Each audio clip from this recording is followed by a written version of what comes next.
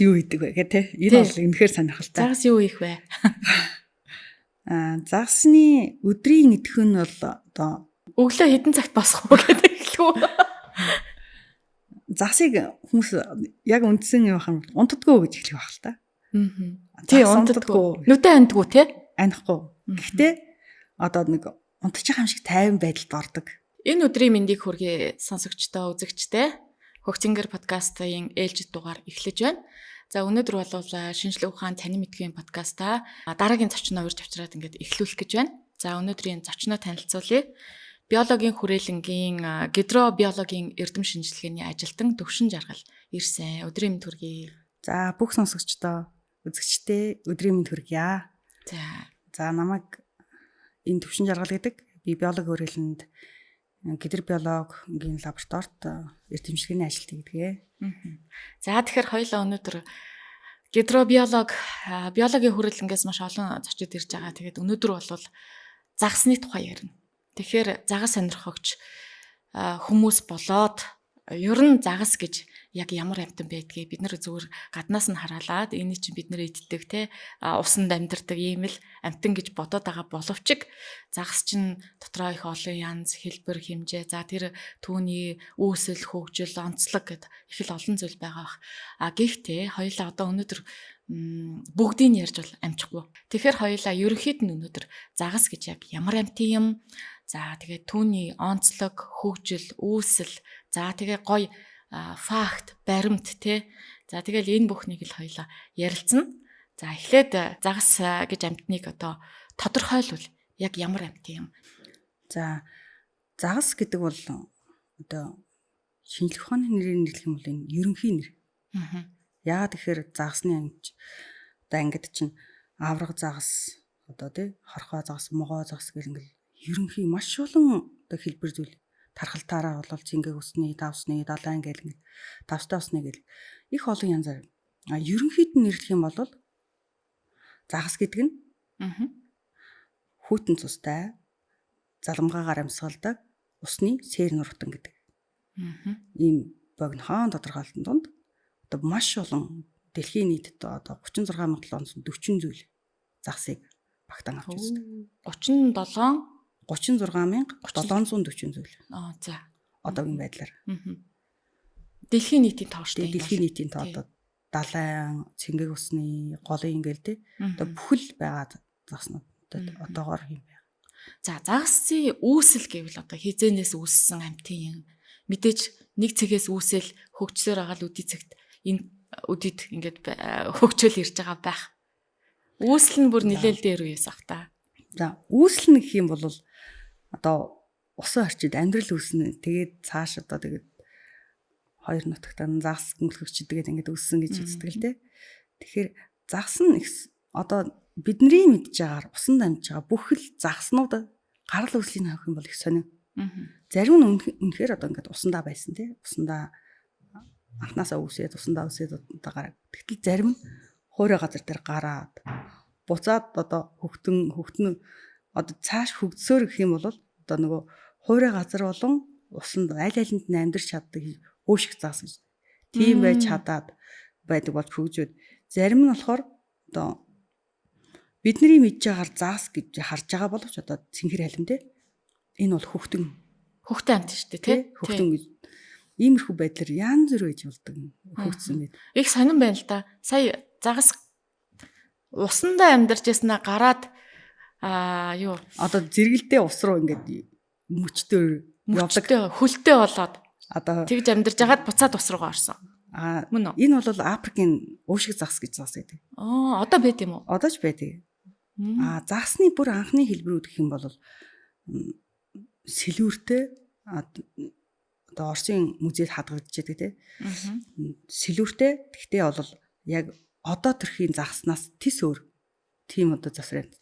Мэдээж одоо загсны одоо бүтэн одоо ингээ хөгжсөн дарааллыг бид нар харах боломжгүй. Тэр нь олдохгүй зүйлүүд нөө. Гэхдээ одоо хөгжих явцдаа байж болох хэлбэрүүд одоо энэ Японы одоо юунуудаас далаагаас тий далаагаас тэр уушиг загас гэдэг янз бүрийн зохицуудыг завсрын хэлбэр нь байж болох юм иймэрхүү хэлбэртэй байсан байж болох юм гэж бодлоо. Тэр нь тэгээ ямар хөө хэлбэр байсан бэ? Мэдээж тэр нь бол сэлүүртэй. Гэтэ мөчт нь бол илүү тулах сэлхээс гадна тулахад бас юм боломжтой байсан гэж үздэг. За тэгвэл загсны ерөнхий бүтцийг нэг хэлж өгөөч. Бид нар бол гадна талаас нь л мэдээд идэг. Гэтэл бол загас дотроо юм, гаднаа бас юм гэд бид нар зүгээр нүдэн баримжаагаараа ингээ харж штэ. Гэтэл томруулаад харахаар юу нь байдгийг. Жишээ нь бид нар ялааг бол ингээл гаднаас нь харахаар нэг тийм хоёр далавчтай нэг юм амтны нисээд байгаа боловч бүр ингээд ойртуулаад харахаар судлаад үзэхээр олон нийлмэлнүүдтэй гэдэг их л сонирхол юм байлээ. Тэрэн шиг загас ямар вэ? Загас бол мэдээж хайрстай. Гэхдээ хайрсгүй загас ус байдаг. Гадна талынх нь ингээ бариад авахар гулгадаг тий. Гулгад алдчих гад байдаг. Энэ бол эвтэлс. Одоо байнга бие нь ингээд одоо усны гидравлик одоо үрэлтийг багасгах зориулагдсан тийм шингэнтэй салстай салс илгуурдаг. Мөн энэгээр нь сүүлийн үед генетикээр одоо байсан уу байгаа юу гэдгийг үзэх боломжтой болоод байнга одоо хүн арьсаа гуйжуулдагтай адилхан тэр салсаа ялгаруулдаг гэсэн үг байхгүй.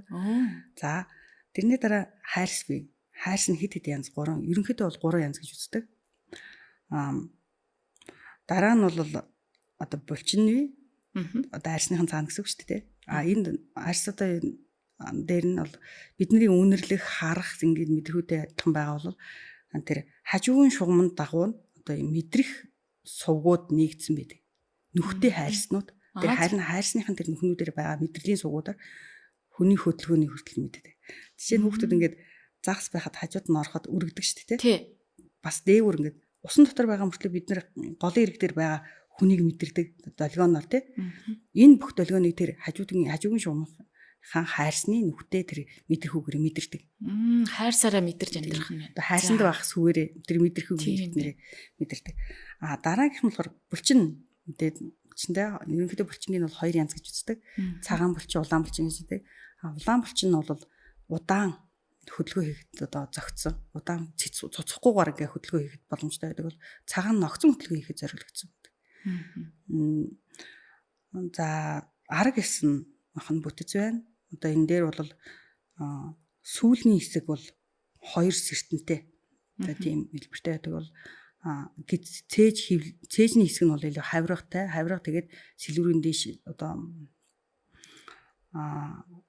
дээшээ гарсан юм сертэнтэй. Нуруунаас авирлсан сертэнтэй.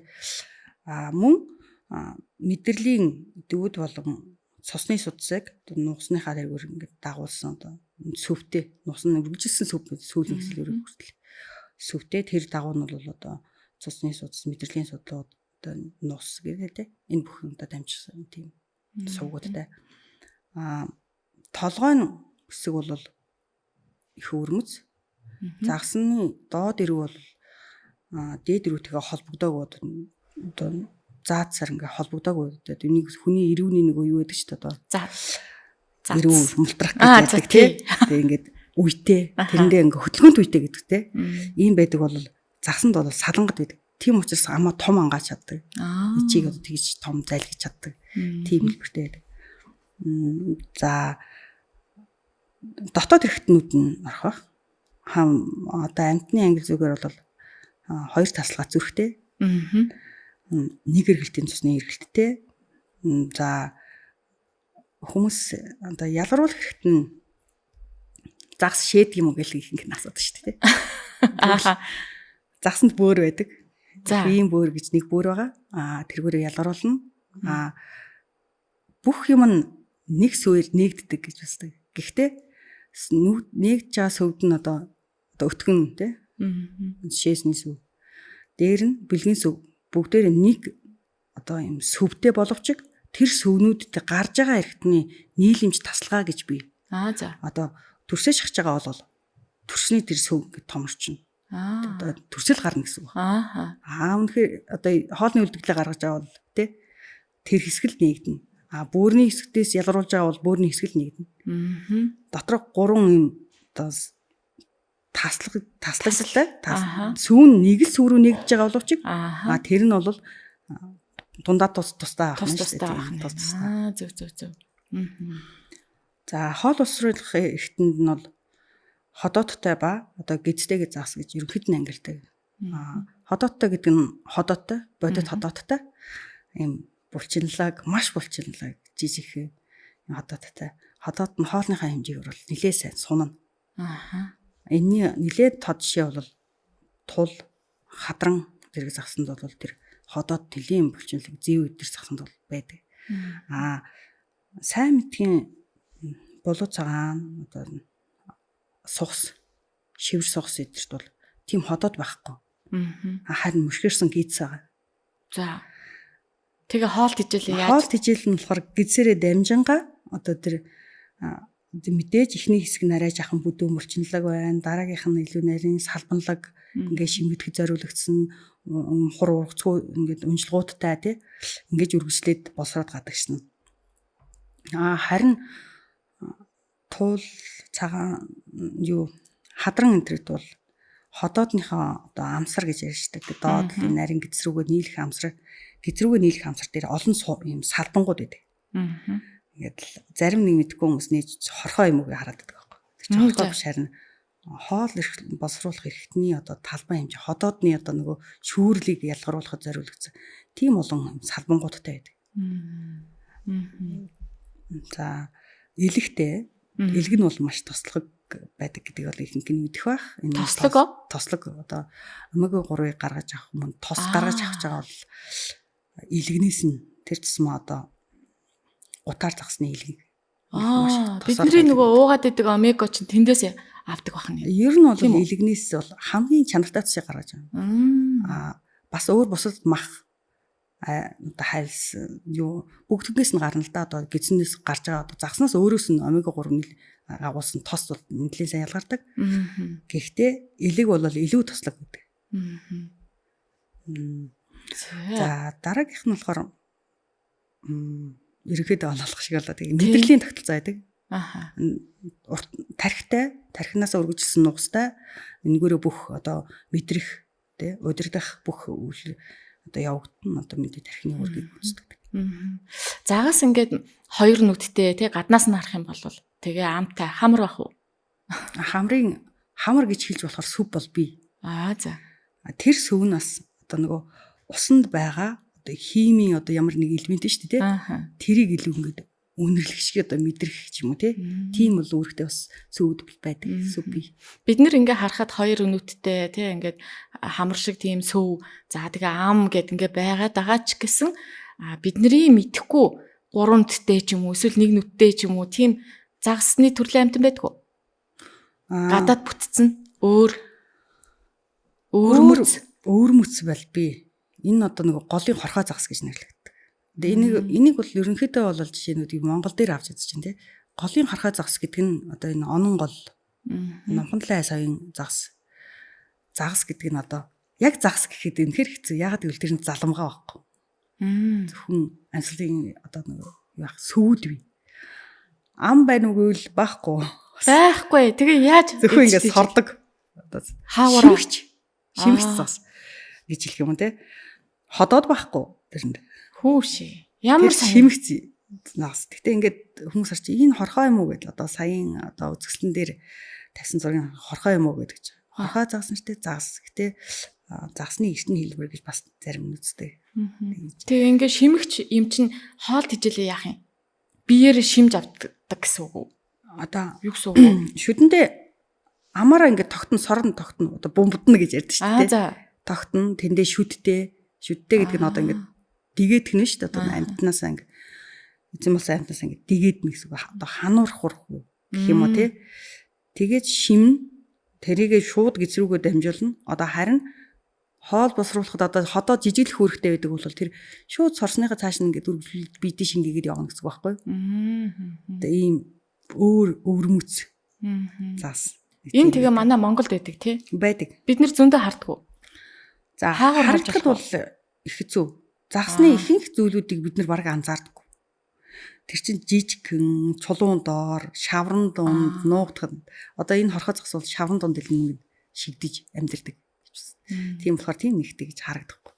Сая тэгээд хорхоо гингүүд шууд шангаан орхол нүдрөө өнөө толгоор шууд бууж ирж байна. Миний мэддэгээс болвол шангаан орхооч гэсэн. Одоо загсны төрөл үсттэй. За яг зөв. Загсны төрөл нөөгт биш. Тэр тусмаа одоо хорхоо гэдэг тий. Хорхооч энэ бол хоёрт тавч гэдэг хавч. Хавчаа. Тий. Манай гоёхан бас нэрлэдэг шүү дээ. Манай усанд энэ одоо нуур юм уу тогтоол байдаг шүү дээ. Чихэн горих байдаг тий. Тэр нь загстай шүү дээ гэл. Ямар загс байна гэл тэгэхээр шанган загс гэл тэгдэг байхгүй. Тэгтэн зарим нь болохоор шар загс гэл хэлдэг. Гэхдээ эднэр бол дандаа хавчууд байдаг.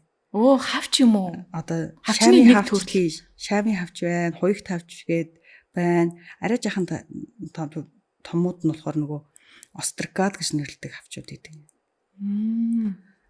Тийм хавчууд. Зарим нь болохоор шанганцар нөгөө мэлхийний шанганцартай бас анд ороод байдаг. Гэтэл тэр чинь юусоо шанганцарч биш. Мэлхийний шанганцарч биш. Нөө за. Би ч энэ загасны бараг л өөр төлөндөө гэж бодоод байсан чи. Шал өөр хавчны төрлийн амьтны чинь бид нар шангаан орхоо гэж нэрлэдэг байна шүү дээ. Би тэгээд нэг юм гайх тийм. Загас шувуу ингээд өөр төрлийн амьтад за шувууг аваад үзчихье. Шувуу бол ингээд ийш тийшээ нүүдэлж амьдэрдэг шүү дээ тий. За хүүтэн болохоор дулаан орн руу явцдаг ч гэдэг юм уу. Усан доорх амьтад ялангуяа загас одоо ингээл манай ус гол мөрнүүд чи ингээл өөр улс руу ороод ингээл дамжаал явчих штэ урсаал явдаг. Өөр тийшээ явдаг уу? Буцаад ирдэг үү? Жишээ нь одоо хойл хөрш тий нүүдэлдэггүй Орос руу явчаад эргэж ирдэггүй гэх мэтчлэн бодоод идэх байхгүй. Тийм нүүдэллэх зүйл байд юм уу? Загсан дээр. Загсанд бол эдээшилтийн болон үржлийн нүүдэл бий. Тэгээд за хамгийн ихнийх нь бол ойлгомжтой нь өвлжих нүүдэл гэж байдаг. Энэ илүү юм цүнхэл, тогтун одоо тэр мөс хүрхээргүй, ёроолдоо хүртэл хүлдэхээргүй хэсэгт одоо голын хувьд шүү дээ. Цуглаад гэдэг нь ерөнхийдөө тэр хавийн ихэнх загсууд нь очоод 50 байдал шилждэг. Тэрнээс одоо учир замраагүй бие биенийг эдэл тэн дотор ингээд хотолдаад ингээд бүжигнэлтаад байхгүй. Ихэнх нь 50 байдал шилждэг. Зарим нь шавралд нуугдна, шаварж шигдэнэ. Шигдэж өвлжнэ. Зарим нь бол илүү 50 байдал чинь хооллохгүй, бараг хооллохгүй. Ийм байдалтай байдаг. Сүүлийн үед одоо ингээ мөсөн доорх ингээ камераар хардаг болсон шүү дээ манайхан тий. Загслаар видеогоор ингээ их олон харж байгаа. Тэгээд ингээ оруулаад харахад ус одоо ийм баг зэргийн ногоон туяатай загснууд ноогт хөдөлгөөнгүй ингээд нэг томоотой болцсон тий. Ийм байдаг. Энэ бол 50 байдалтай шилжчихсэн байна. Гэхдээ баавгаш гундахгүй шүү. Мэдээж зарим одоо үйл үрждэг загсууд байдаг. Тэд нар бол үржлийг юм тэндээ үйл ажиллагааны явагдана. Идэвхтэй байдаг гэсэн үг. За дараагийнх нь болохоор эдээшилтийн нүүдэл гэнэ. Хоол хаана тийш нүүн. Жишээ нь гэхэд одоо үйлчлэлнээс гарсны дараа одоо хоол тижээлээ хайгаад усны иж тижээл нь сайн байгаа хэсэг рүү нүүдэлнэ гэсэн үг. За мөн давлгаатай байдаг те нуурууд. Маш их давлгаатай бороотой ордог шүү дээ. Эдгээр бас гүн рүү шилждэг тэр үед нь. Илүү гүн рүү таймс рүү шилжчихэд одоо нартай сайхан те тогтун байгаа үед нь дээшлэх юм уу те. Ийм байдлаас ажиллагддаг. Энийг бол одоо загасчд илүү их анзаардаг. За тэнгэр модхнаа гэвэл одоо илүү сахилгатай давлгаатай болгоны хэвээр одоо яод өгдөг те. Байхгүй ч эргээр харагдах байж. Иймэрхүү байдлаар анзаардаг. Нэг нь болохоор үржлийн нүүдэл. За үржлийнхээ үед бол үржих тохиромжтой хэсэг рүү нүүдэлдэг.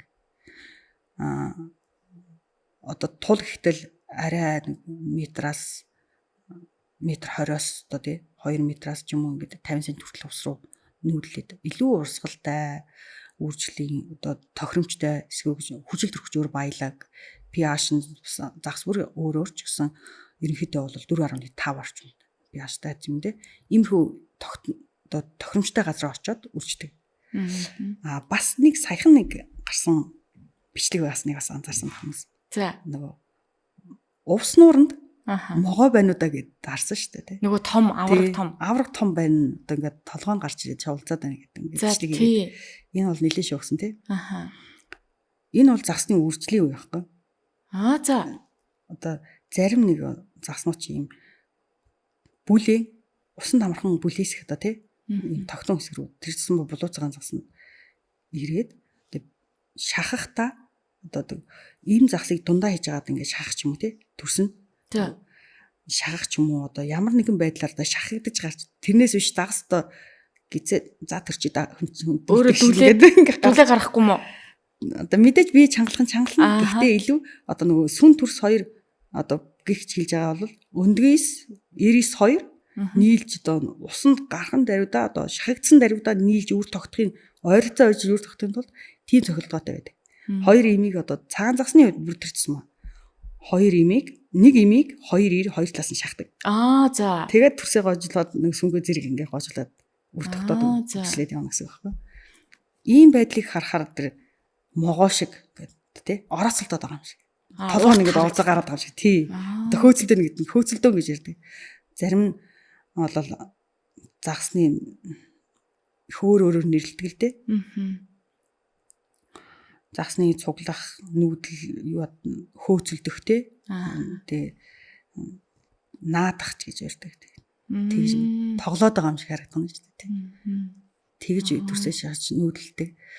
За хол нүүдэлтгөө гэдэг. Өөр улс руу ороод нүүдэлтгөө гэдэг чинь тий.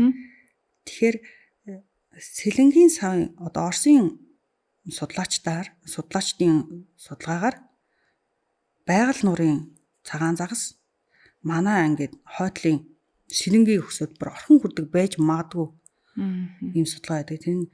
Тэгтээ тэр хавьдаа байгаа одоо цагаан загас уу эсвэл үнэхээр хил давж нүүдэлж ирээд манай одоо Сэлгэн бүрийн өксөж шахачаа буцаж гин үү гэдэг.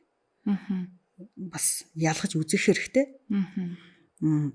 За Оросын бас нэг судлаачдын үзэж байгаагаар бол булуу цагаан загас манайхыг бол өсдөг. Сэлгэн бүр орхон бол ингээ өксөж ирээд төрсөө шахаад буцдаг гэж бас үстэй. Тэгэхээр хил давнаад явж ийн гэсэн үг байхгүй. Тийм байна. Нүүдлэл явж ийн гэсэн үг. Бас нэг юу нөхөр дархтын хотгорд одоогоор харь зүйл болоод нилээд үржид олшроод байгаа шивэр сугсдагс. Энэ бол ярьж юугаар цаанаас одоо нөгөө энсэ мөрнийг өксөөд манайх руу ороод ирсэн. Ингэж байдлаар орж ирж байгааг нь бол харь зүйл гэж загас гэж нэрлэдэг. Харь зүйлийн загас. Манайд өмнө байгаагүй ингээд ороод ирсэн тий. Гэхдээ харь зүйлийн загсыг одоо өөрөө одоо байгалийн аясаараа тархаж байгаа тий.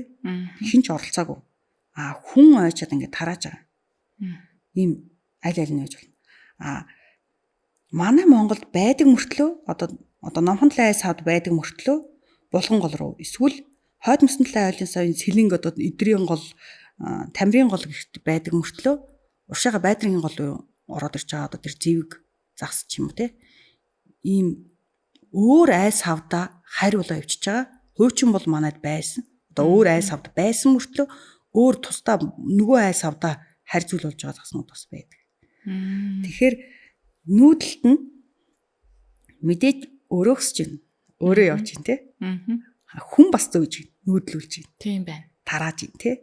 Ийм хоёр янзаар л ерөнхийд нь хэлж болдог. Хоол нүүдлэх. Хоёулаа үржлийн талаар нэг ярьж үзье. Загсны үржил бас их сонирхолтой санагддаг. Бид нар бол загсыг гэртээ тэжээдэг загсаа бол яг харж агаад үржиж байгааг нь бол харсан. Төрсөө шахаж байгааг нь харсан. Гэтэл тэр донд ч бас хөхтөн байна шүү дээ, тэ? Жишээ нь түрүүн хоёлын хэлсэн халин байна. Халим ч одоо хөхтөн амтан гэдэг байгаа шүү. Тэгсэн ирнэ загас. Тэгээ усанд амьдарч байна. Тэгээ усанд амьдраад байдаг. Зээр нь утсан болсон явж. За загсны үржил бол үндсэн хоёрт нь хоёр ойлгож байна. Биеийн гадна үр тогтолтой, биеийн дотор үр тогтолтой. Биеийн дотор үр тогтолтой нь бол ихэнхдээ зулцаа төрүүлдэг. За энд нь бол тэр халим одоо тэгэл нөгөө дэлпинд тэр бол амьд зулцаа төрүүлдэг. Бидний хамгийн сайн мэдэх бол акурумын загас гэх юм бол мичнус гэж нэрлэдэг. Улаан өнгөтэй загас тийм. Тэр бол бас хинли гэж нэрлэдэг. Гүбийж гэдэг тийм. Тэр бас зулцаа төрүүлдэг. Зулцсан зүйл шүүд гарангуудаа нуугдах газар хайгаал усгэл яваад гэдэг тийм. Харин биений гадна үр тогтолтой загаснуудад бол төрс сүн. Төрс. одоо сперматозоид өндгөн соёрыг л усан орчинд ялгаруулна гэсэн үг байхгүй. За. Харин тэднэр нь хоорондоо үр тогтоод үр тогтсон цаашаа хөгжөөд явна гэсэн. За загснуудад бас үр төлөө асардаггүй гэж байдаг. Тэр биеэс гарцсан тэр биш. Одоо мэдээж өөрөөс нь гарч байгаа бол халим энэ төр бол дагуулаад хүлээд явдаг тийм хөхүүлдэг. Гарсан төрсөө бас асардаг гэдэг. Асраад халамжлаад тийм яг л ингээд цэцэрлэгээ өгч олноор нэг араасаа дагуулад явдаг. За. Энэ бол тэр Африкийн Танзаны нунд байгаа тэр ципринидийн төрлийн одоо тэр загснуудад бол байдаг л да. Манайд бол тэгэхээр бид нар асардаггүй гэж боддог боловч одоо үр төлөө босоод одоо ингээд сөрөглээд боломжтой болтол нь асардаг гэж үзэх юм бол нөгөө хилдэг булууц ганц эргэлддэг хамгаалдаг тий. За ерөнхийдөө бол ийм юу загас ер нь төрсөө шахачаал тэгээ хайчаал явдаг төрлийн амт юм шиг санагдаад байдаг шүү дээ. Тэгтэл үгүй байгаа. Үгүй байна тий. Тийм байна. Одоо хүүхдүүдийн хамгийн сайн мэддэг бол немо гэдэг тий. Тий.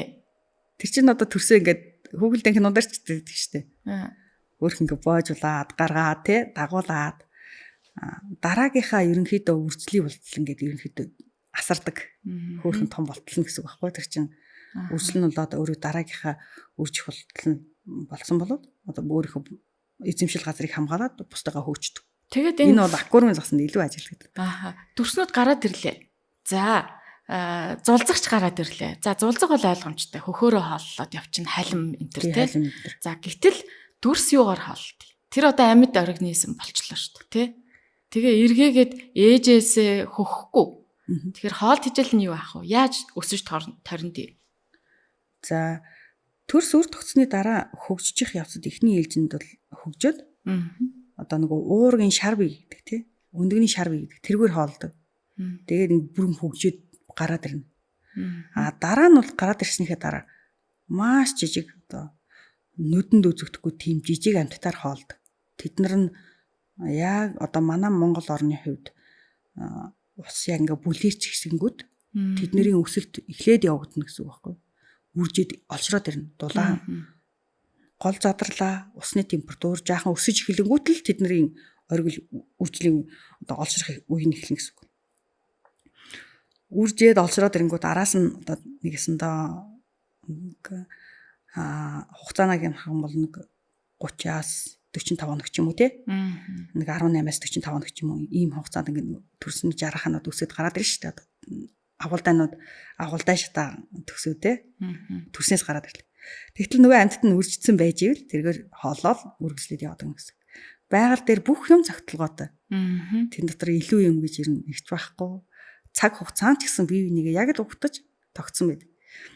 Тэр усны температур өсөж яхад гарч байгаа тэр хүр торхой, хавчууд, жижиг усны амьтад өсснөөрөө тэр жарахайг хооллох, хоолыг бэлдэж гинэ л гэсэн. Ер нь махчин бэлэн болчлоо гэсэн.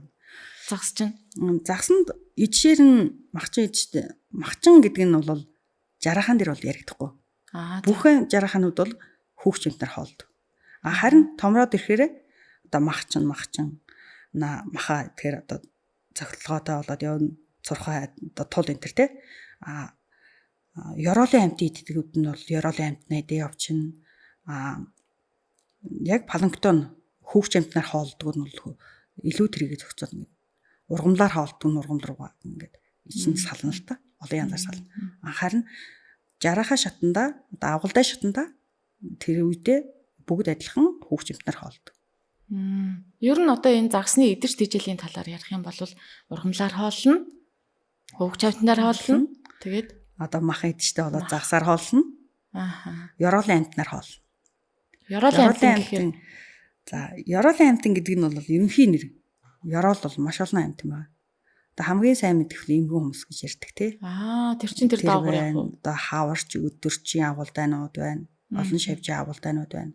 Хамгийн ёроолын амьтад дотроос хамгийн дижээлэг ер нь байдаг нөгөө жингнүүр ялааны агуулдай гэж нэрлэдэг. Херномид энд байна. Тэгээд хоовгон гэж нэрдэг. Манайхан бол нөгөө модон хорхоо гэж нэрлэдэг. Тэр нь модон гэртэй, хулсан гэртэй, бас чулуун гэртэй гэж Оо ямар хөөр юм бэ? Модон гэртэй. За ингээд гэрээ ингээ бүрхүүлдэд хийчдэг. Тэгээд тэрийг ингээд өгсөндөө чирчээд одоо бие хамгаалах зохилтгоо шүү. Оо за. Чирчээд одоо урталтаа ингээд 6 хөлтэй жижигхэн толгоогоо гаргачаад хоолойд ингээд шим хагдсан одоо тэр ёроолд байгаа хаягдл органик юмнуудаар ингээ хоолоод явдаг. Тийм жижигхэн байдаг. Хаварчуудыг бол ихэнх нь мэдэх байх. Хаварчууд гэдэг нь тийм үү? Одоо шавж явуулдаг л да. За. Ингээд чулуус өхөд харангуут явдаг тий. Ингээд усны чулуус өхөд харангуут явж идэг ингээл голгоноо л явж идэг. За өчиг юм уу? Өтч гэжлэхгүй яагаад гэвэл тэрэнд 6 хөл байгаа. 6 хөлтэй хойноос 2 салаалсан сүүлтэй. 6 хөлтэй бол шавж. Өмнөх нэвтрүүлгээс битсэн зүйл. Тэгэхээр тэр шижийг харахаар ингээд яг л бие гүйтсэн амтын шиг харагддаг байхгүй. Тэгтээ тэр чинь бол авгалтай. Явж иж харагдаг. Тэр ингээ харах юм бол сүүл нь их тод харагдана л да. Сүүлийн чирээд зарим нь урттай байдаг, зарим нь богино байдаг. Бас хэмжээгээр их олон янз байдаг. Зарим нь жижиг, зарим нь үнэхээр том байдаг. Сая манайхны үзэсгэлэн дээр харсан бол одоо 64 он цуглуулсан, Дархтын хотоор цуглуулсан хаварч гэдэг маш том хаварч байсан. Одоо тэр маш том гэдэг нь хэмжээгээр унших юм бол нэг 6 см орчим байгаа байхгүй. Тэгэхээр энэ бол маш том даард. Заагаас шүү дээ. Хэд насалдаг юм тий? Насжилт нь бол 50 орчим насалдаг гэж үздэг. 50 жил гэсэн үг үү? 50 жил наслан одоо тул засыг бол 50 нас хүрдэг гэж үздэг. За. Миний үзэжсэнээр бол Алтай сугс 27 настай байсан. Бас Хадран загас 8 настай байсан. 10 настай. Улагшны хар нуурын пилд бол бас нэг 10, 11, 2 настай бол байдаг. Насжилтын хаагуур нь яаж мэдэх вэ? Загсанд насыг 2 янзаар тодорхойлж болдог. Нэг нь холхин чулуу, нэг нь хайрс. Заламгаа хавцс гэдэг юм гэдэг юм.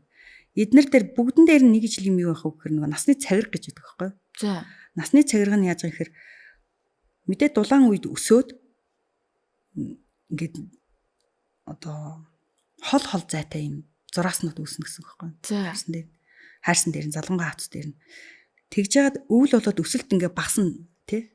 Тэр үед нь тэр ийм цагиргууд нь илүү нэгт болоод ирэхээр ингээд хоорондоо ойртоод ирэхээр илүү тод ийм харалсан нэг зураасыг үүсгдэг байхгүй.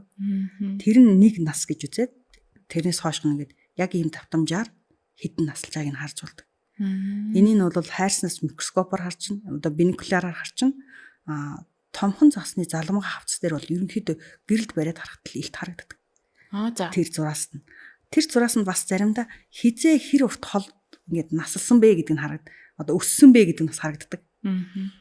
Тэгэхэд одоо эхний хэсэг одоо 5 6 нас хүртэл нь үнэхээр ингээд хурдан өссөн байгаа нь илт харагддаг байхгүй зайтай. Харин жаахан хөвсрөөд ирэхээр тэр зай нь богиносоод ирдэг. Бага өсч ин гэсэн үг байхгүй. Бага өсөөд хоорондох тэр жилийн цагиргын хоорондох зайраад л ингээд ойртоод ингээд ойртсон байдаг. Ажиглагддаг. Тэгэхээр яг л амьтдын үндсэн одоо нөгөө өсвөр нас гэдэг өсөх үе. Залуу бодголын өсөх үе гэдэгтэй адилхан загсан ч гэсэн тэр үедээ илүү өсдөг. Загсны өдөр тутмын хэв маяг, амьдралын хэв маяг нь ямар байдгийг? Унтах уу? Хэдийн үеэр нийцтэжээлээ иддгийн, хэдийн үеэр нь анд гардгийн. Тэгээ хэр гэр бүлсэг амьтын тий? Ер нь өдөр тутмын амьдралын хэв маяг нь их сонирн байна. За загас юу хийдэг вэ гэх тээ. Энэ бол үнэхээр сонирхолтой. Загас юу хийх вэ?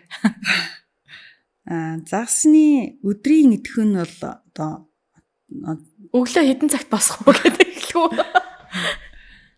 Загсыг хүмүүс яг үндсэн юм ахын унтдаггүй гэж хэлэх байх л та. Тий унтдаггүй. Нүдэ андгүй тий? Анихгүй. Гэхдээ одоо нэг унтчих юм шиг тайван байдалд ордог. За. Ингээд орой оллоо шүү дээ тий. Орой оллоо 10 цаг боллоо. Гэрэл тусгаж яхад бол хөдлөөл байна. Итгэвтэй л байгаа даа. Яг гэрлээ унтраалаа. одоо аквариум загсан дээр ярьж байгаа шүү. Гэрлийн унтраал бүгдээрээ тайван болдог. Яг нэг ингээ хүн нэг зогсоол нэг адуу өөргөлдөг гэдэг штэ тий одоо нөгөө уян дээрээ өөргөлдөг гэдэг шиг яг ингээ нэг дор ингээ ганц хоёр хөдөлгөөгээд тэр чи одоо зогсон доктортай байхын тулд штэ тэгээд ингээ доктортай болчдөг. За. Тэгтээ нүдэ анихгүй мэдээч нь зохих байхгүй ч нүдэ анихгүй. Нар туслаа одоо гэрэл асаалаа гэдэг тий буцаад бүгднээ хөдөлгөөнтэй болоод байдаг. Тэгэхээр яг энэ байдал нь байгалийн одоо нуурын одоо загсан дээр гэхэд өглөө нар мандахын одоо манай настайчуудад ингээ үүрээр устдаг шүү дээ тийм. Тэр хүн шиг яг тийм үүрээр идэвшлэн эхэлдэг. Итгэвтэй идэвшилж эхэлдэг гэх юм те. Энэ бол махчин одоо нөгөө ерөнхийдөө бол махчин төрлийнх нь үүрээр юм уу эсвэл орой бүрэнхийгээр илүү идэвшилдэг. За. Идэвшлээд өдрийн нартайд бол илүү одоо тайван байдалтай эсвэл одоо ингээд наранд биш одоо тийм. Энэ тэнэгүүр ингээд гүгээд авахгүй нэ шүү дээ. Одоо нэг яг л өөрийнх нь доктортай одоо ингээд гэр орон шиг болсон одоо нэг хэсэгхэн газар ч юм уу тий. Тэгээд доктортай байж одоо байж идэг. Байхдаа юу хийдэг вэ? Энэ бол нууцаа. Энэ бол одоо хин ч одоо энэ загас хаашаа яваад юу хийгээд өнөөдөр бүтэн юу хийвэ гэдэг тийм одоо дагсан тийм юм байхгүй. Яг тэгвэл тэр байгалийн одоо нуур гол те тэрэн дотор ч одоо нэгийг дагаад явна гэж байхгүй шүү дээ. Тийм учраас энэ бол сонирхолтой зүйл. Одоо ч сонирхолтой зүйл. Гэхдээ ерөнхийд нь бол энэ популяц гэдэг нь одоо сөрөг байна шүү дээ те. Тэр сөрөг идэвшлээд ирлээ илүү наран дээр дулаахан газарт дулаацаад бие эдэг штэ. Тэр шиг ингээд өглөөдөө ингээд бүлээх хэсэг хүрээ дээр нь өдрийн нар шараад ирэнгүүт илүү жахан гүн тийшээ яваад. Яг тэгвэл иргэн илүү халчаад штэ. Тэгэнгүүт одоо тохиромжтой хэсэг рүү яваад. Ингээд тохиромжтой газраараа илүү байх дуртай. Гэр гэж байхгүй нь тий. Үүр мүү гэж байхгүй. Үүрний хувьд бол мэдээч загсанд үүр гэж байхгүй. Гэхдээ үүрийг ямар утгаар одоо ойлгож болох вэ гэх юм бол үр хөвгтөө өсгөх гэж байгаа бол гэж үзэн тий. Хэрвээ тэгэх юм бол хадран тул зэрэг жижигхэн юм тогоо ухдаг. Одоо үүр гэж үзэх юм бол тий. Төрсөөс унгаах тэр жижигхэн тоогоо бэлддэг. Одоо өдөр тутам ингээ байрлах байр гэж үзэх юм бол шүү дээ. Тэгэх юм бол цурхай загснууд ургамлын дунд ингээд отоод загсаа отоод тэрэнд ингээд байна. Ангаа хийх гэдэг шүү дээ. Гэр болж штэ нэгэсэндээ тий. Тэр гэр болоод ингээд тэндээ байна. Тэрнээс биш энэ тэндүү одоо бас яваад ахгүй гэсэн үг байхгүй. Тийм байна. Яг ерөнхийд нь тухайн загсны гэр орон гэж үзэх юм бол тэр нь тухайн амьтны амьдрах хамгийн тохиромжтой орчин л байна. Тэр орчин харин нуурын эргүү эсвэл голын гүн эсгүү эсвэл нуурын ёроол уу те энэ байдлаас л бол хэрвээ нуурын ёроол бол одоо ёроол бол тэр нь тэр чигээр ёроол байгаа тэр тохиромжтой гэсэн. Хэрвээ ургамалтай ёроол хэрэгтэй бол ургамалтай ёроол нь төнийг гэсэн. Тэгэхээр нэгэнт ёроол ярьсан юм би чинь нөгөө гэр тий би түрүү асуусан шүү дээ. Гэр бүлсэг амьтнуу гэдэг. Бүлсэг амьтад байдгийн билээ шүү дээ. Тий, сүргээрээ явдаг. Тий, сүргээрээ ингээ явж идэг. Жижиг заснууд тэр сүргэлдэг. Тий. Сүргэлж байгаа загснуудад бол сүргэл байна. Зарим нэг загсанд 1-2-ороо амьдардаг бол байна. 1-2-ороо тэрнээс биш юус сүргэлэхгүй гэсэн үг байхгүй. Зарим нь ганцаараа ганцаараа явдаг байдаг. Зурхаа тэр загсыг бол хосоор байхыг нь бол байгаагүй. Хараагүй. Хүүхд шугатаад дагуулдаг ингээ явна гэж яах вэ? Байхгүй. Харин чиг одоо загснуудад үр төлөө идэх үзэл заримдаа ажиглагддаг. Ямар загс тэгж иддэг юм бэ? Яагаад иддэг юм бэ? Хүүхдээ үр төлөө. Мэдээж одоо нэгдүгээрт хоолтож илгүү болох эсвэл хит өсөх те ийм тохиолдолд одоо экологийн тэр одоо тэнцвэр хадгалагдах тэр хуулиараа л одоо идэх юм уу тэр буурах, идэх, эсвэл тэр одоо цөөрөх, олшрах тий тэр үзэгдэлтэйг л адилхан л явагдана гэсэн үг л тий. Тэгэхээр миний тохиолдлоор бол Монгол хадран заас яг өөрийнхөө одоо жарахаа гэдэг нь одоо нэг 5-6 санттай гэсэн үг шүү дээ. Аа. Тимийг идсэн байхын яг бодитоор ингээд гаргаж ирж үзчихсэн. Өөр бусад загснууд дээр бол одоохондоо битгий гэж үзээгүй. Энэ Монгол хадан нэг судалгааны чиглэлээс болохоор нөгөө ижижилийн судалтын хавцтай тэгж болоодсэн. Зарим нэг сонирхолтой тохиолдол нь загас заримдаа ингээд чулуу залгицсан байдаг. За. Тэр нь одоо хумсны таланчилны ч юм уу эсвэл тэрнээс жижигхэн чулуунуудыг. Тэгээ тэрийг зориуж залгисан юм уу эсвэл ёроолын амтанд төвж явахад нь ороод залгигдсан юм уу? Одоо тэр чулуу задрах юм уу үгүй юм уу гэдэг нь бас их сонирхолтой. Тэгэхээр загсны ходоодыг судлахад чинь ялчгүй аваад үзэж байгаа юм л та. Бөөлжүүлэх арга байхгүй шүү дээ тэрэнд чинь. Өөр байдлаар судлахад хэцүү. Тэгэхээр тэгээ гаргаад авцсан нь хизээ гарах юм уу, ялгарх юм уу гэдэг чинь бас хэцүү байгаа байхгүй.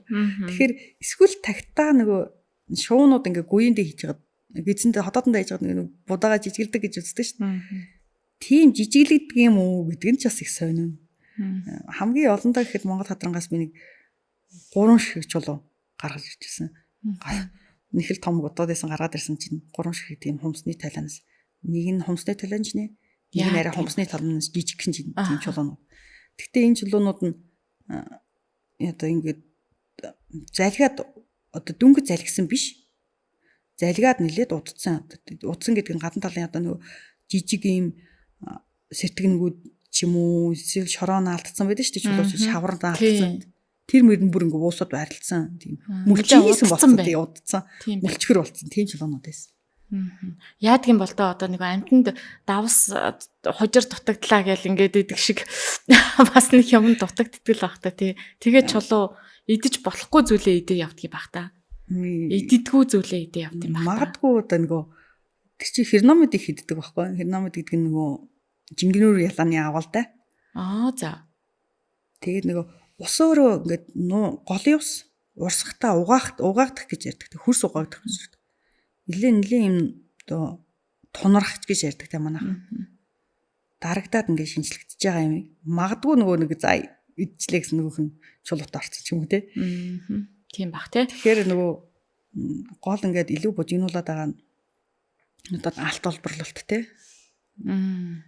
Ийм угаагдал үер одоо гол цаг уурын шинжилгээгээр ч гэсэн гинтийн бороо их болдог болсон тий. Тэр нь бороо биш аадар үер болдог болсон гэдэг. Тогтохгүй ингээ хүчтэйгээ урсгаад өнгөрдөг болдог гэдэг. Энэ бүхэн чинь одоо хөрсийг угаагаад ус руу оруулаад усан цааш ингээ нөгөө гол дээр лаг шаврыг нэмэгдүүлээд ингээ угаад л ихсээд ингээ байгаа байхгүй. Тэгэхээр амьтан ч гэсэн одоо тэр чинь дандаа шаварт амьдардаг тийм бас байхгүй шүү дээ ёроол амьтан ч. Илүү чулууны гадаргуудаар байдаг ч байж болно. Эсвэл ингээд жирэлдсэн хүчил төрөчлөг тий. Ийм зар амьдардаг байсан ч байж бол олон янз учраас тэрийг ингээд өөрчлөөд байна гэсэн үг байгаа байхгүй. Одоо мэдээж ингээд амьдарчсан орчин өөрчлөсөн амьд хайчгүй.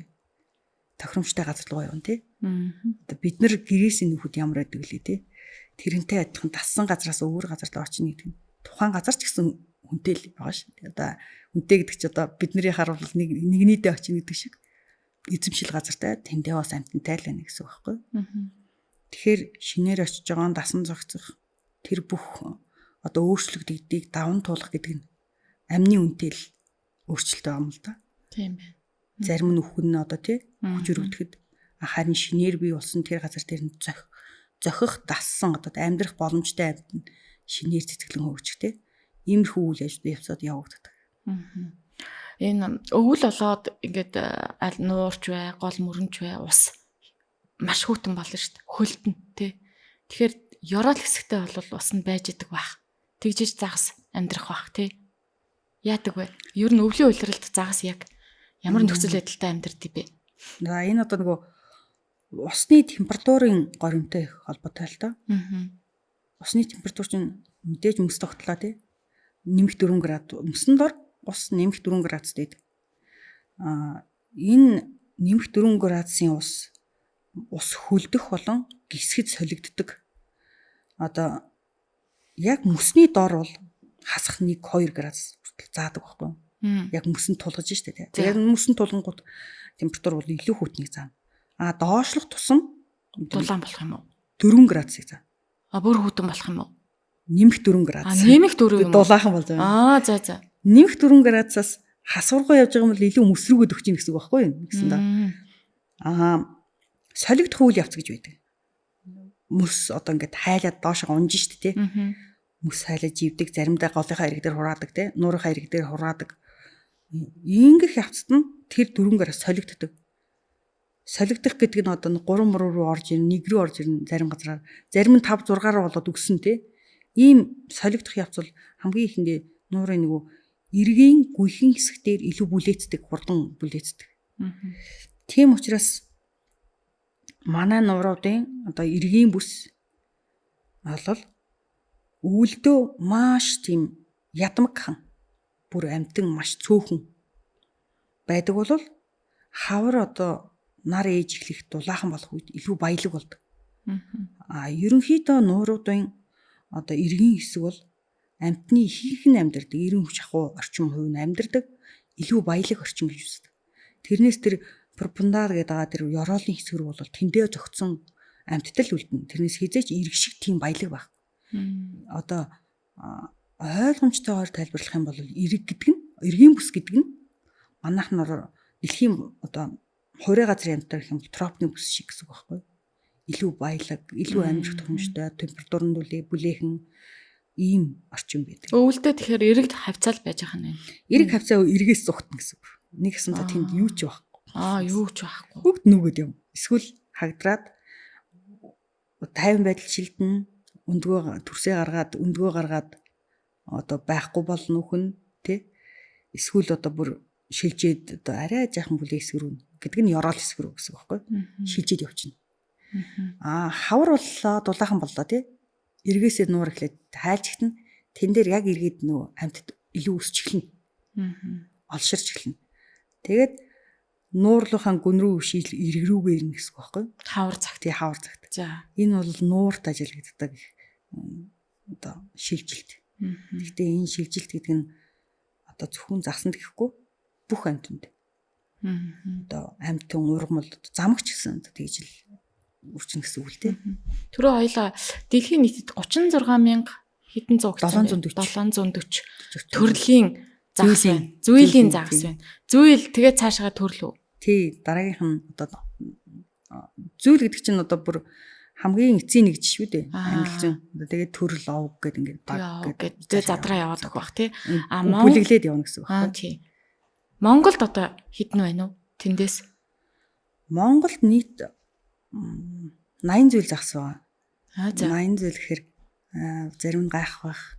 79 биш бидгэлөө 76 гүйшүүлөө гэл гайх бах.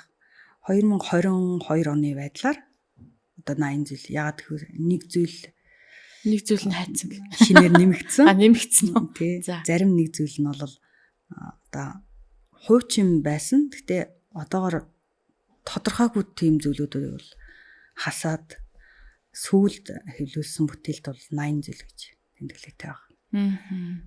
За тэр 80 зүйл маань хаагур байна уу? Хаагур ер нь Монгол орны дийлэнх загаснууд амьдраад байна. Аль нуурт байна, аль голд байна. Энийг хоёр янзаар ойлгож болох байх. Одоо англи зүйн нэгжээр хамгийн их нь хаана вэ тий? Хамгийн олон зүйлийн амьтан загас амьдардаг бүс гэж үзэн шүү дээ. Яг хэсэг бол номхон талын айсаа буюу хэрлэн, онон, уулз, буур нуур, халахын гол гэдэг. Энд бол 47 зүйл юм. За. Загас. Хамгийн их нь тэндээ тэр бүсэд байна. За, олон зүйл нь байна. За, хамгийн цөөхөн гэвэл номхон юу Төв Азийн гадагш урсгалгүй айсаа буюу одоо манай Монголын өвөрийн айсаа одоо гэдэг нь хар ус нуур, завхан гол, ховдын гол, тэгээ увс тий хотон хоргон гэдэг. Ийм одоо гадагшаа урсаж явдаггүй. Манай Монголын нутаг дэвсгэр дээр л байдаг. Энэ хэсэгт бол 10 гаруй зүйл загастай гэдэг цөөхөн ба. За хойд мөсөнтэй айс хавд бол нэг 35 орчим зөөлний загас байгаа гэж үздэг. Гэхдээ энэ тоо бол нэмэгдэж хасагдаж болдог. Учир нь зарим нэг жижиг загаснуудыг англи зүгээр ялгахад шинээр зүйлүүд нэгдэл манай Монголоос гэсэн үг шүү дээ. За. Зарим нь одоо хоёр зүйл хийж исэн зүйл нь генетикийн судалгаагаар нэг зүйл байна гэдэг ингээд гараад ирэх юм уу тий. Инхээр загасны англи зүй одоо ч гэсэн ингээд нэг хэлбэлцсэн байгаа. Бусад одоо ургамал амтэн хөхтөн гэдэг эзэх юм бол тогтмол байдаг шүү дээ тий. Шинээр амтан гараад ирлээ гэж тэр болгон сонсогддгоо. Тийм байхад одоо загасны зүйл дээр бол тийж нэмэгддэг. Хэлбэлцээд. Зарим нь бол тусдаа зүйл гэж үзэжсэн гадаа шинжээрээ тусдаа зүйл гэж бодож исэн боловч одоо нэг зүйлж байх юм тий. Ийм одоо байж болдог. Тэгэхээр ерөнхийдөө загасны гадаад шинж бол зарим нэг загаснуудын хувьд ялгахад илүү төвхтэй. Одоо тусдаа зүйл гэж хэлчих гэхээр тэгж боломжгүй ч юм уу тий. Ялгархгүй. Эсвэл илүү ялгараад өнгө хамгийн мөн ингээл бүхэл шинжүүд нь ялгараад байгаа боловч үзэхэд бол генетикээр үзэхэд бол хамгийн найдвартай арга генетикээр судалгаагаар ингээд тогтооход нэг зүйл болоод тогтогддог. Манай Монголд одоо ховор төрлийн загас нь юу вэ? Ховор. За Дэлхий дээр тооцогдох ховор ч юм уу? Ховор зүйлийн гэх юм бол одоо тоо хэмжээгээрээ цөөн гэж үзэн шүү дээ тий. Тэгэх юм бол хилэм загас одоо ч гэсэн хэд баан мэдэгдэхгүй. Одоо тийм Монголд заримдаа л тий ганц хоёр тохиолдолоор баригддаг ч юм уу тийм их байдлаар. Ховор зүйл гэж бодж болно тий. За. Зөвхөн манад байдаг ч зүйл ч юм уу тий. Ийм зүйлүүд бол байдаг. Монголын унган загсууд гэдэг. Тэрэн дээр нь Монгол хадран орно, Алтай сухсууд орно. Зөвхөн Монгол орно л байдаг. Монголын загсууд гэсэн үг байхгүй. За ийм загснууд байдаг. Зарим нэг зүйлүүдэд зөвхөн тухайн ус нуурандаа л голдоо гэх юм тий. Зөвхөн тэндээ л амьдардаг загсууд байдаг. Одоо тэр нь гэхэд говийн нууруудад, говийн голуудад бас байдаг. Тухайн голдоо л байгаа жижиг загснууд байна. Бас зарим нь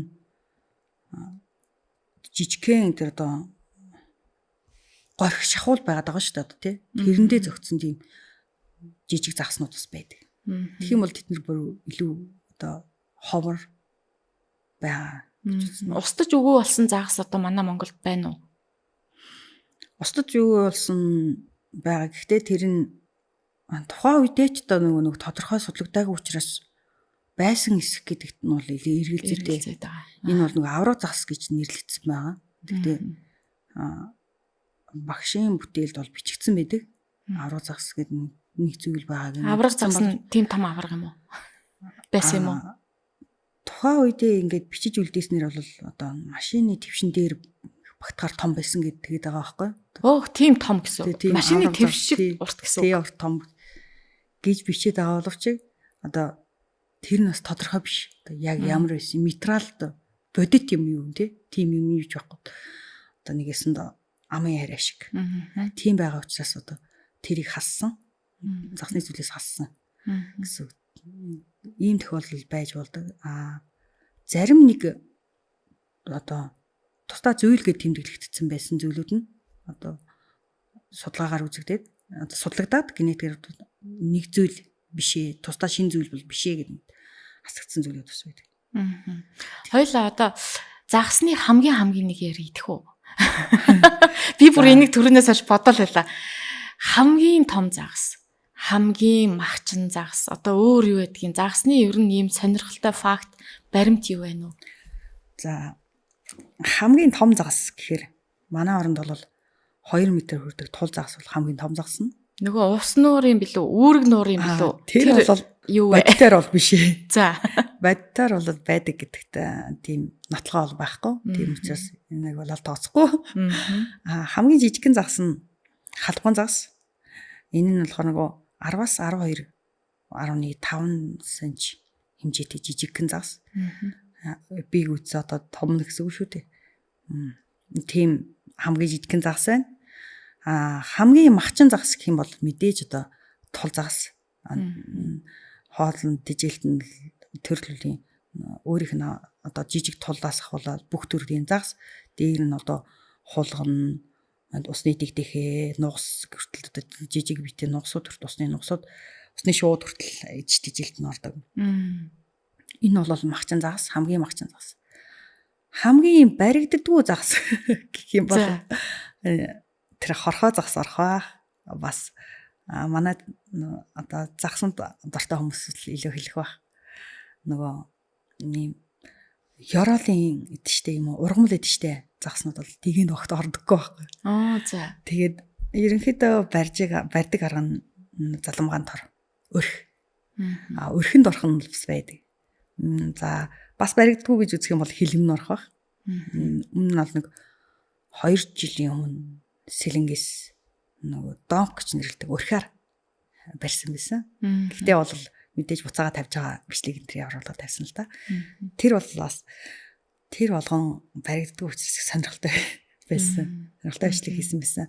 Тийм учраас загсчдаа одоо ингээд 6 сарын 15-наас эхлээд загсны хорой тавигдаж байна. Тэгин шүү дээ. Одоо өстө жинхэнэ загс. Тийм учраас бүгдээрээ одоо уургаа бэлдээд хаашаа явахаа ярилцаад мэдээж бүгдээрээ ингээд ярилцж байгаа бах. Гэхдээ та бүхэн очисон газартаа барих нь үнэхээр гоё байгаах. Гэхдээ буцаагаад бас тайраа. Тэр экосистемыг хадгалж үлдэхэд бас хувь нэмрээ оруулаарай. Үнэхээр одоо ингээ бариад каптай тий одоо үнэхээр сайхан байсан бол одоо шүлний ганц нэгийг авч илдэ бусдыг нь бас буцаага тавиарай гэж уриалмаар байгаа. Одоо бүгдийг нь алж идэх биш шүү дээ тий. Сайхныг мэдсэн бол буцаага тавьчаарай л гэж байгаа хараа. Тэглгүй яах вэ? Шүлнийгээ хэлсэн чинь манай Монгол орны тий одоо яг бидний хүний идэж болдог гэх юм одоо юу гэдэг хүн идэж болдог загас, идэж болдгоо загас гэж байдаг баг. Тэрийг нь та хэлж өгөөч. Бас одоо идэж болдгоо гэхээр нөгөө хортой ч юм уу тийм загас байдаг баг тий. Манай монголчууд арай бүгдийг нэтгэхгүй байлгүй дээ гэж тоо. Энэ загасны мэдэж гэх юм бол мэдээж идэж болно л доо. Ихэнх загсыг идэж болно. Гэхдээ одоо агнуурын ач холбогдолтой гэх юм бол илүү том биетэй одоо 20-30 цент хүрдэг загснуудыг одоо хүнсэнд хэрэгэлдэг. Ихэвчлэн жижиг загснуудыг бол хүнсэнд хэрэгэлдэггүй шүү дээ. Гэхдээ яг идэж болохгүй гэх юм бол илүү одоо нөгөө хортой загснуудыг идэж болохгүй. Хортой загс гэхээр хортой загсыг бол одоо пүг гэж нэрлэдэг те. Ингээд нөгөө өөрөөсөө биенээсээ хамгаалах хор ялгалзуулдаг. Харин манай Монголд бол тийм хортой загас байхгүй. Байхгүй. Нэг ч байхгүй юу? Нэг ч байхгүй. Харин гэхдээ манай орны загснуудад нөгөө паразит байдаг. Тэр нь одоо нөгөө загс чи өөрөө паразитын жинхэнэ эзэн бас завсрын эзэн болдог. Тэгээ манай ер нь ихэнх гол нууруудад тэр паразит бол элбэг байдаг, их байдаг. Тэгэхээр идж байгаа загснасаа та халдвар авах магадлал өндрөө гэсэн. Паразитын халдвар. Одоо мэдгэдэхгүй өвчнөр өвдөд идэг тий гэдэгт л одоо паразиттай халдварлсан байхыг чи үсгэхгүй шүү дээ. Тийм учраас идж байгаа загсныхаа гадна талыг одоо баригдж байгаа загсныхаа гэсэн гадна талыг маш сайтар ажиглах хэрэгтэй. Ямар нэгэн тов руу, цэв рүү гарсан, шалбарсан, гимтсэн, турсан, эцсэн тийм байгаа бол паразит илүү одоо паразит байх магадлалтай. За дараагийн нэг юм болохоор одоо гидсийн цэвэрлэнэ гэж ярьдаг шүү дээ манай. Гидсийг нь цэвэрлэхэд янз бүрийн хэмжээний хорхоонууд гарч ирвэл та хэрэглэхээ бас азнаарай. Хүнд хадгалдуулдаг тийм паразитууд мөн завсрын эзэн болцсон өөрт ч нороод яг жинхэнэ одоо бие гүцэд халдварлах тийм паразитууд загсанд бол зөндөө байдаг. Энэ одоо загас гэлтгүү бүр усны бүхэл амьтад байгаа. Тэгэхээр энийг бас бодолцож үзээрэй гэж үзнэ. Одоо жинхэнэ нөгөө паразит гэдээ ярьчихлаэр загасны амьтан л юм чи өвчлөх л байлгүй дээ тий. Өвдөн. Тий өвдөн. Загас өвдлөө гэхэд яг нийтлэг өвдөж байгаа өвчлөн нь юу ах вэ? За ус чинь өөрөө нөгөө амьдралын маш том орчин. Одоо яг бид нар хуурай газар дээр явж байгаа мөртлөө ингээл олон төрлийн амьтныг олж харж байгаатай адилхан усанд маш олон төрлийн амьтан байдаг. За энэ амьтад дотор байгаа амьтад нь өөрөө одоо тэгэл янз бүрийн одоо юм өвчлөл үүсгэж бод чадах нэг нь байгаа. Өвдгөнч байгаа гэсэн үг шүү дээ. За загсны хамгийн их бөөнөр өгдөг юм бол вирусын халдвар, мөгөнцрийн халдвар ийм халдварууд байдаг. Маш бас нэг өвчилж ихгүй үхэл. Үхлийн шалтгаан нь бол бүтэлт байдаг. За. Тэр нэг өвчл төрөгчийн дутагдал гэсэн үг байхгүй. Бас нэг нь болохоор нөгөө одоо нөгөө температур юм уу те? Температур гэж хэцүү юм л да. Усны боогдоод усны одоо нэг тодорхой нэг хэсгтээс нөгөө тал руу нүүж чадахгүй хөлдөх. Огцон хүдрийг хөлдөж чаддаг. Тийм. Тэгэхэд ингээ боогдоод хөлддөг. Жижиг заснууд ихэнхдээ хөлдөж үхэх. Ийм тэгээд нөгөөх нь хавар болоод ингээ урсангууд урсаарангууд үхсэн юм шиг үхээд өчигдөр үхсэн юм л гэж хараад байгаа юм. Тэр чинь боогдоод үхсэн байж болно. Бүтээд үхсэн байж болно. Эсвэл мэдээж манай өвөл хүүтэн учраас олон төрлийн нэм бактери халдварлах нөхцөл багасна л та. Мөнгө зэрч гэсэн те. Хавар болонгууд итгэвчж байгаа учраас одоо тэд нар ингээд бүүнөр бас өөхөх тохиолдол байдаг. Ер нь ихэнх үхэж байгаа нь болохоор жижиг загснууд их амархан өвчл өмтгий байдаг. Тэрэн дээр нь болохоор вирусын, бактерийн, мөгөнцрийн энэ өвчнүүд амархан өвчлөдөг. Бас бүүнөр өөхдөг. Том болоод өвдгөө гэдэг чинь. Том болоод өвднөө гэсэн. Дуусахгүй шүү дээ тий. За тэдний паразитаас үүсэлтэй өвчлөлүүд бас байна. Зарим нөгөө гэмтэл авдаг. Бие бинийгээ одоо одоо хазуулах тий. Нөгөө махчин ам загсанд хазуулах. Тэгэл тэрний гэмтсэн зарим тохиолдол зөндөө байдаг. Яруулсан ч тий. Ингээл нэлээд том төсөөлсөн юм шиг тийм за хазуулаад гэмтсэн тийм загснууд үсээд. Бас нэг гэмтэл нөгөө манайхан бариад буцаан тавихтаа сэртэн дэгээгээ одоо гэмтэх. Тэр чинь мэдээч ингээд бие чинь тэр чинь тогтмол градустай. Гэхдээ хүн шиг 37 биш шүү дээ. Та бүлийн гараараа барьжаал бол түүний дулааны гэмтлэр гэмтэж ийна л гэсэн. Бид нар одоо халуун түлэгдэхтэй адилхан шүү дээ. Тэгээд бие нь одоо ингээд шувтраа тавьчихж байгаа байхгүй. Тэгтэл тэр чинь бидний арьсны гадна талаас ингээд өрөөд өнгөрүүл яах вэ? Тэр нь ч бас ялгаруулт нэг эвтээлүүдийн шувтаад авчиж байгаа байхгүй. Тэгэхээр тэр чинь ялгараа салсны ялгараа дахиад ингээд өөрөлтөөс усны өөрөлтөөс багасгах хүртэл тэр чинь бие нас гэмтэлтэй л байна гэсэн шүү дээ. Энэ минь гэмтлүүд бол өвчтөд амархан өртөмтгий болгодог. Одоо дэгээгээ зүүгээд орхих те буцдаг дэгээгүүгээр бариад нөгөө дэгээгээ сатурка тастаад үлдээх юм. Яана тэгэхэр ч ёстой. Бодит юунууд те гэмтлүүдийг ус учруулж болдог. Сүүлд одоо өвчлөлийг гэхээр буур нуурын нөгөө тэлдэг загсны ихэр өссөн. Энэ өс нь болохоор илүү одоо вирусын гаралтай өвчлөлөөр өвдсөн.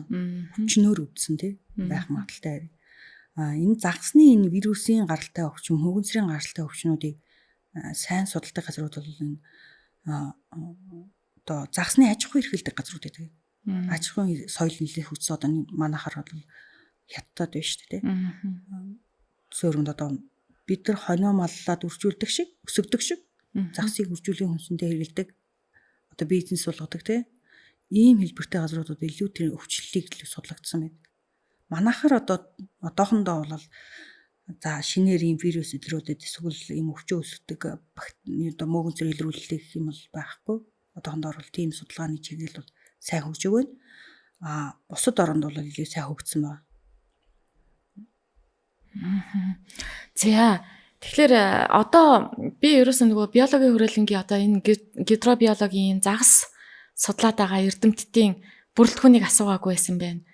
Одоо яг хичнээн хүмүүс ажиллаж байна. Тэгээ яг судалгааны цаг үе эхэлсэн юм шиг байна. Тэ ер нь та нар ч гэсэндээ яг нэг өдийгөөс эсвэл хавраас эхэлчихдэг. Монгол орныхоо загсаа судлах гээд хөдөө өөр явчихсан юм л шүү дээ. Тийм л дээ. Ер нь бол манайх биологийн хүрээлэн дотор бол гидробиологийн лаборатори, загас сурчлагын эрдэмтлийн төв гэж хоёр одоо усны загас судлалын одоо чиглэсэн тийм хоёр тасаг байдаг. Нийт бол 10 гаруй хүний оронтойтой. Нэгэнд нь бол одоогоор 5 хүн, нөгөө тасагт нь 4 хүн ажиллаж байгаа. Нийт манай Монгол улсын хэмжээнд үзэх юм бол энэ маш багтаа. Харин өөр бусад газарт байдаг. Геологийн хүрээлэн дээр ус судлалын секторт бас байдаг. Манай юунууд их сургуулиудад бас сүүлийн үед загсаар илүү судлаад одоо тийм багш нар эрдэмшлэгийн ажилтнад бий болж байгаа л доо. Тэгтэл бүхэлдэн ийм том улсын одоо газар нутгийн улсын хэмжээнд үзэх юм бол чанартай л тоо. 9 хүн те 9 эрдэмтэн шинжилгээний ажилтнууд байна гэсэн. Тэгэхээр үнэхээр чамлалтайгаар барахуудаа юм биш үү те. Энэ ихтэй бас зөвхөн загас гэхгүй. Бас нөгөө бусад амьтдаа судална. Тэгэхээр манад ёроолын амьтад шавжаар ажилладаг хүн бий, хөгжөөр бас ажиллаж байгаа хүн бий. Хөгж гэдэг нь балангтон амьтад. Ийм тал бүрээ одоо усны ургамлаар бас ажилладаг хүмүүс бий. Тэгэхээр илүү ийм нарийн чиглэлүүдээрээ чиглэж тэргүүрээ судалгаа хийх тэрнийг ингээд хөгжүүлэх яаж байгаа л та бүхний одоо цаашаа хийх гэж байгаа гоё тийм төлөвлөгөө байгаа юу? Бусадтай хуваалцах прожект төлөвлөгөө юу вэ? Цаашдаа ямар амтнаа одоо загас чинь ингээд үргэлжл нээгдээд байгаа гэж штэ тий. Шинээр нээгдэж байгаа. Өөр амтан дээр бол тийм байд ховорхон байдаг юм шиг байна. Би бол тэгж ойлгоо тий. Тэгэхээр бидний одоо цаашдын судалгаагаар бол илүү одоо судалгааны дэвшилтэд аргуудыг хэрэглэх. За одоо нөгөө нэг загас хаашаа яваад юу хийгээд өдрийг юу хийж өнгөрүүлээд байна гэдэг тий. Тэгэхээр энийг одоо зайнаас тандан судлах тэр аргуудыг ашиглахыг илүү зорж байна. Одоо юу хийгээд байна гэдгийг мэдхийн тулд илүү гарал үүслийн одоо тодорхойлох тий. Одоо тийм судалгаануудыг гарал үүсэл гэдэг нэгээс нь удам төрлийн холбоо хэдэн зүйл байгаа гэдэг тогтоохоор генетикийн аргаар бол илүү судалгаа өргөжүүлж байна. Бас мөн нэг тал нь одоо үржүүлгийн ажлаа эртнээс эхэлсэн үржүүлгийн ажлуудыг одоо таслахгүй байх, өргөжлүүлэхийг одоо хичээж ажиллаж байна. Одоо шинээс гадна шинэ гэсээ илүү одоо бид нар чиглэж байгаа тэр одоо хийгдсэн байгаа. Бид нарт одоо туршлага байгаа. Одоо заавал тийм байгаа заснууд дээр үржлийн судалгааны одоо аргууд үржүүлэхийг хичээж ажиллаж байна. Иймд шинэ одоо чиглэлүүдийг харж мөн одоо загсны өвчлөл гэдэг чинь тий. Энэ загсны өвчлөлийг тогтоохоор бас хичээж ажиллаж байна. Энэ нь вирус, бактери гэдэг ингээд ихээр илүү биднээс илүү хүндрээд нөгөө генетик тал руугаа тэр микробиологи тал руугаа илүү явж байгаа учраас энэ чиглэлээр бас хамтран ажиллаж судлаачдаа хамтран ажиллаж байна. Иймэрхүү чиглэлүүдээр ажиллаж байгаа. Гадныхантай нийлж гин үү? Гадны одоо нийлж гин үү гэж гадны судлаачид байна, эрдэмтэд байна. Тэд нартай хамтрах уу? Хамтарч ажиллаж гин үү? Жишээ нь аль болсон?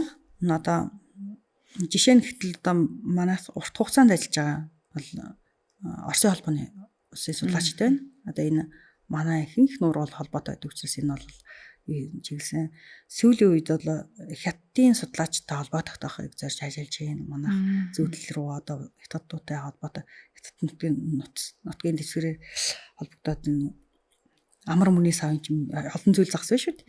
Энэгээр ажиллаж байна. Бас Беларусь, Чех, Японы судлаачдтай хамтарсан гэдэг олон судлаачдтай бол олон улсын аль одоо боломжтой байгаараа боломжоор одоо улсуудтай хамтарч ажиллаж байгаа. Одоо хаашаа явах гэж байна? Судалгааны баг. Явцсан байгаа байх тий. Явсан. Ер нь бол эхний судалгаанууд эхэлсэн.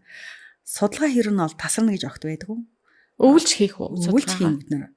Өвлж одоо эд өвлийн хүүтэнд ч гэсэн бид нар яг л одоо судалгаа хийх шаардлага гарна шүү дээ. Салхи шуургатай байна уу? Хаарын салхитай байна уу? Хүүтэн байна уу? Энэ ялгаагүй бол одоо судалгаанд явах хэрэгтэй болно. Яагаад гэвэл загас гэдэг чинь бидний одоо мэдэрч байгаа энэ цаг уурын өөрчлөлт одоо халам хүүтнийг бол тэдэрт бол хамаагүй шүү дээ тий. Тийм учраас судалгаа бол тасрахгүй жилийн 4 үйлрэлд явдаг. Мэдээж байгаа судалгааны объект руу явна. Гэхдээ авчирсан дээж материалыг одоо боловсруулна, эрдэм шийдгээний эргэлтэнд оруулна гэдэг бол бас маш том ажил байдаг. Энэ бол тасралтгүй бас явагддаг. Саяхан бол бид нэр буур нуур руу яваад ирсэн. Дахиад одоо буурны руу явахаар бэлтгэж байна. Одоо удахгүй одоо ингээд нуур болоод одоо нийцсэн хавар манай нөгөө ховорхон тохиодог зуны улирал маань богинохон хугацааны зуны улирал маань нэгсэн учраас бид нар илүү нээлттэй одоо олон газар төвхөрт ажиллахыг бол хичээж тус бүртээ одоо экспедиц зохион байгуулах тийшээ ямар баг үргэлжлэнтэй явах яаж судалгаагаа хийж ирэх ямар үр дүн гарахаа одоо төлөвлөгөөд явцгаах эхлэлтэй гарч байгаа байна. Түрүүн би нөгөө асуух гээд мартчихсан. Манай Монгол улсын Улаанбаатар хот орчим ч юм уу хаа нэгтээ ингээд загаснууд бөөнөрөө ингээд өгчжээ гээл ингээд бичлэг нь яваал зураг нь яваал гэдэг харагддгийг. Тэр одоо юунаас болоод байна уу гэдгийг асууя гэж бодож байгаад орхичиж. За манай Улаанбаатарын иргэн тойронд ихэнхдээ туулгал дээр гардаг тийм. Туулгал бол манай Улаанбаатарын манай Монголын хүн амын талаас илүү хувийг ундаалж шүү дээ. Энэ одоо байдлаараа ч гэсэн нэлээд их бохирдолтой нуург нь гол. Дэлхийн бохирдолтой 10 голын нэг шүү дээ. Тийм учраас энд усны амьтад үхэл тэр бөөрийн өөхөх үзэгдэл бол ихэнхдээ явагдаж байгаа. За энэ ихэнх одоо ингээд үхсэн шинжийг харах юм бол ихэнхдээ тийм нэг бүтэл одоо амаа ангасан тий амаа ангаа хөшсөн энэ бол бүтэлтийн өгдөж байгаа гэсэн явагдаад үхсний шинж байгаа байхгүй. Ус ингээд гол дөнгөж урсаад эхлэнгүүт ингээд үхсэн гарч ирээдэг тий. Тэгсэн мөртлөө үхсэн ингээд ажиллахаар баг ясна гартлаа ингээд задарцсан байдаг. Энэ бол нөгөө уснд боогдож өсөн дор хөлдсөн ч юм уу те хөлдөөд битүү хөлдөөд өгсөн ч юм уу те тийм байдлаар ингээ урсаад гараад гэж байгаа. Шив шинхэн өгсөн тохиолдлуудад бол ихэнхдээ тэр нөгөө бүтэлд өвчлөл хоёр гэдэг. Шив шинхэн л одоо гадна тал нь муудаагүй харьсан хунаагүй тийм шинжтэй байгаа бол өвчлсөн юм уу эсвэл өгсөн одоо бүтсэн л гэсэн тийм үндсэн юм гэдэг. Манай туулгал дээр бол маш олон судалгаа хийгдсэн бидээ. Гэхдээ яг загас нь яг яагаад байгаа гэдэг судалгаа өгд байдгүй. Хичнээн зүйл байгаа, хаагур нутглаад байгаа. Харин яг ингээ бохирдолтой хэсгийн нэвтрийг гарч ийн үгүй юу гэдгийг нь байхгүй тий. Бариа тавьж байгаа тохиолдлуудад ингээ бичлэгээр манай туулгал зөндөө байгаа ш тул хүрдлээ байгаа. Гэхдээ тэр нь яг хаагураа байгаа ямар одоо ингээд одоо хотын нөлөө яаж нөлөөлөд байгаа гэдгийг огт байхгүй. Энийг судалж байгаа хүн байхгүй байна уу? Одоо мэдээж судалгаа хийхэд бол бид нарт санхүүжилт хэрэгтэй. Одоо өөрсдийнхөө цалингаар явуулаад ингээд судалгаагаа хийж чадах судалгаа нь чадахгүй судалгаа гэж бас байна. Голыг бүхэлд нь ингээд хамраад судалгаа хийнэ гэдэг бол урт хугацаанд маш юу авах зардал өндөртэй тий.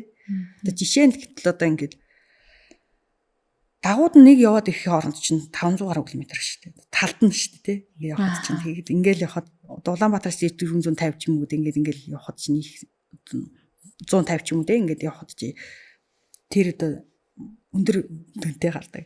Бэрхшээл нь бол тэр эдэг л да. Мэдээж яг тийм штэ.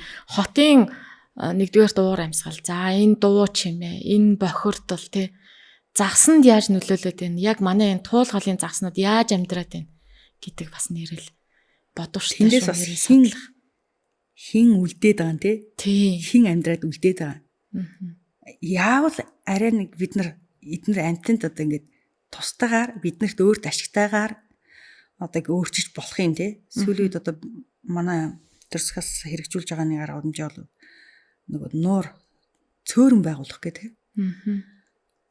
Цөөрөн байгуулах нь бол мэдээж тэр хүмүүс усны амьтад зориулаагүй л тий. Мэдээж одоо амьтан хүн ундаалах тэгэл үерийн усны их олон шалтгаан үүсэж байгаа. Гэхдээ тэр цөөрөмд чинь ингээд дундуур нь тастаа бооход дээрээс нь юм орох дээрээс рүү хүрээд ирж байгаа юм шиг. Хин нэг нь цаад болцсон юм шиг ба. Дахиад нөгөө хин чинь даваад цаашаа яваад эсвэл даваад ингээд явж чадах юм уу? Энийг нь жаахан орхигдуулаад байгаа байхгүй. Усул чандан эрдэн мөн гэхдээ тэнд бас амьдрал байдаг. Амьтан бий. Тэр амьтан амьдрчиж тэр усыг тингийг тунгалаг одоо хэрэгцээ хангахуйц байлгаад байгаа гэдгийг бас бодолцож үзэх хэрэгтэй гэж хэлбэр сонсдог. Гэхдээ энэ бол бас нэг тийм бүр одоо болохгүй бол биш л дээ.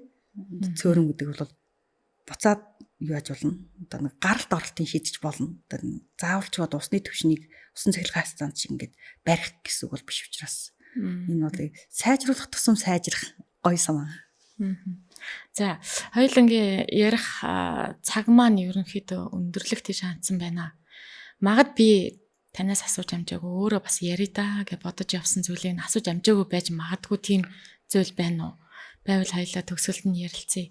За, миний нэг санаа бол хамгааллын асуудал байсан. Яг үнэ. Тийм шүү. Манай монголчууд усныг эртнээс хамгаалсаар ирсэн. Тэр тусмаа одоо ус руу цус цагаан эдээ тусаахгүй мөн зарим газруудад нуур ус руу дөхөж буухыг ч их цэвэрлдэг тий. Хүүхдүүдээ оруулахыг, малаа оруулахыг ч гэсэн цэвэрлдэг тийм уламжлалтай ард түмэн. Гэтэл сүүлийн жилүүдэд энэ уламжлал ер нь хаа цайг алдагдсан юм шиг санагддаг. Жишээ нь гэтэл үер усаар үерийн төвшин доороод ирэх юм бол автомаар ойрхон нэгэсэндээ одоо аюулгүй байдал талаас. Тэгтэл тэр голын одоо цэвэр цэнгэг байхыг төгцлийг татман гэдэг баг. Тэр татманд нь ороо бууждаг. Энэ байдал бол шууд одоо ингээд загсыг хороогоод байхгүй ч гэсэн тэр амьдрах орчныг дойрогдуулах. Загас гэлтгүй усны одоо цэвэр сайхан тунгалаг хэвээрээ байхыг алдагдуулах тийм байгаад байгаа байхгүй. Тэгэхээр зөвхөн одоо та хөдөө явахтаа биш.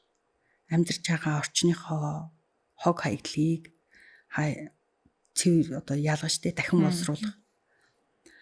Нуур голоос бууж байгаа аялал зугаалаад бууж байгаа малчид бас бууж байгаа бол зохимжтой хайцаа одоо дөхөж буух тэ хитрхи ирэг дээр нь буухгүй баг. Малаа хотлуулахгүй тойртуулж хотлуулахгүй баг. Бас нуур голын одоо ихийг тэ хамгаалах гэдэг нь одоо заавалчгүй тэрлүү шахахгүй байх, малаа шахахгүй байх тэ их рүү шахахгүй байх.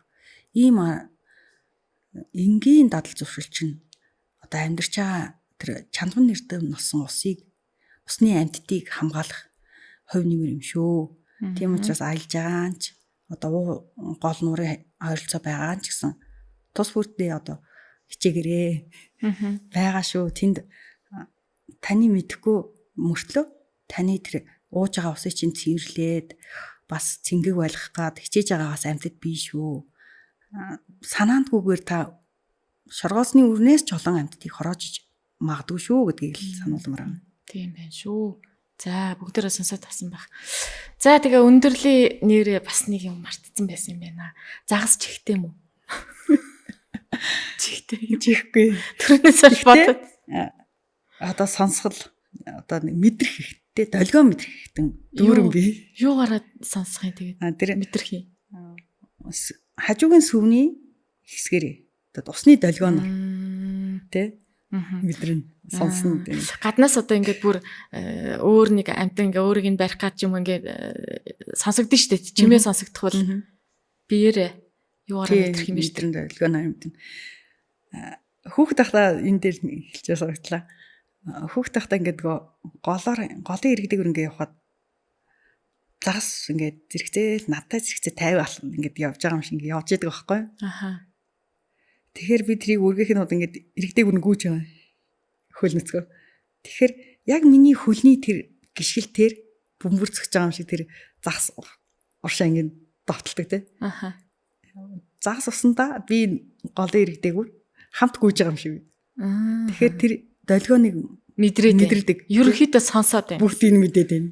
Хэрэг надаа намайг харахгүй ч гэсэн миний тэр хөлийн оо гიშгэлттэй тэр бүхнийг мэдэрж байна гэдэг чинь бүгдийг нь харж байгаа, мэдэрч байгаа, сонсож байгаа, үнэрлж байгаа гэсэн үг.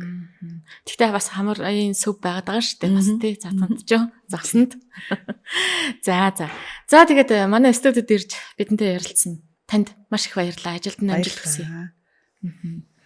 За ингээ өнөөдрийн подкастын энд хүрээд өндөрлөж байна сонсогчдоо, үзэгчдээ. Дараагийн подкастаар эргээд уулзъя. Баярлалаа. Баяртай. Баярлалаа. Баяртай.